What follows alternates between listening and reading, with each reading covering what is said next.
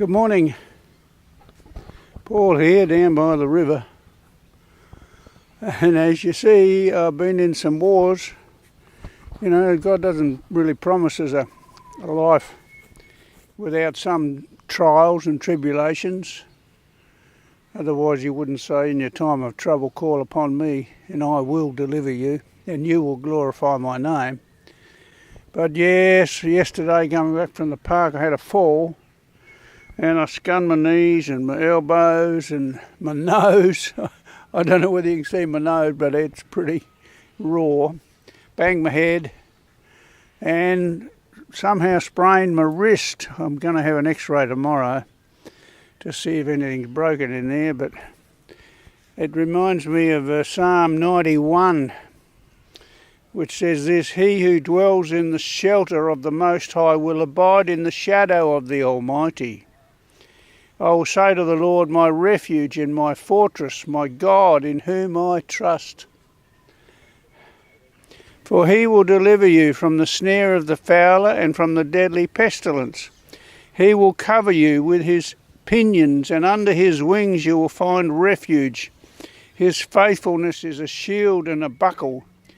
You will not fear the terror of the night, nor the arrow that flies by day, nor the pestilence that stalks in the darkness, nor the destruction that wastes at noonday.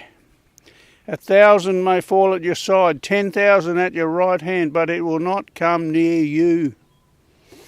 You will only look with your eyes and see the recompense of the wicked.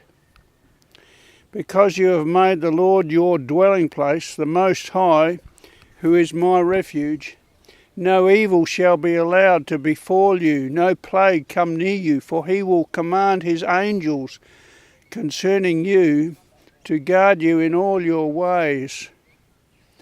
So good that he's watching over us and he sends his angels. And yesterday, as I'm lying on the ground in the park, angels came to help me up, and one of them went and got his car and drove me home.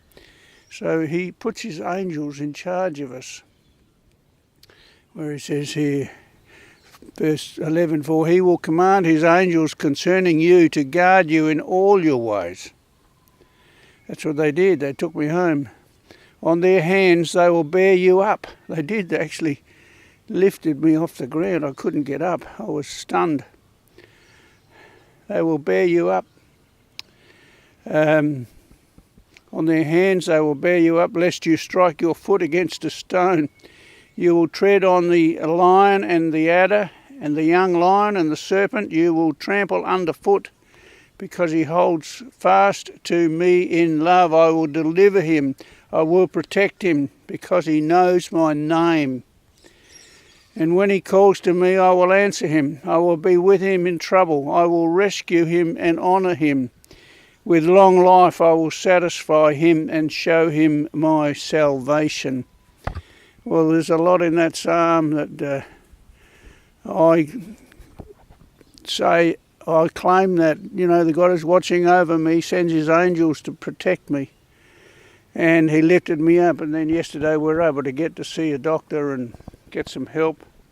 They bandaged up my knees, which was scun, and put a thing on my arm to protect my wrist.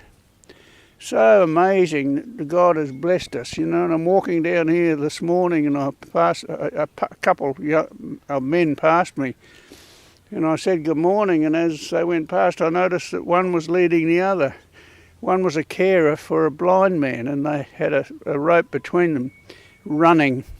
So, you know, when you consider that you might have some pain or difficulty, just think about someone who's worse off than you are. Here's a man who has no sight, and he needs someone else to see the path for him to take a run.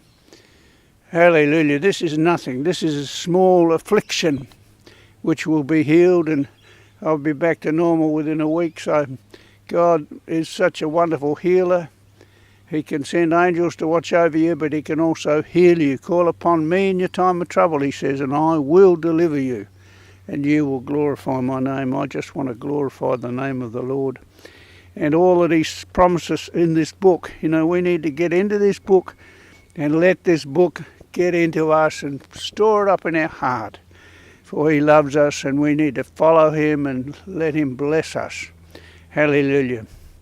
Be still and know that I am God, he says. Be still and know that I am God. Hallelujah. Have a great day. Get into his word. Bye for now.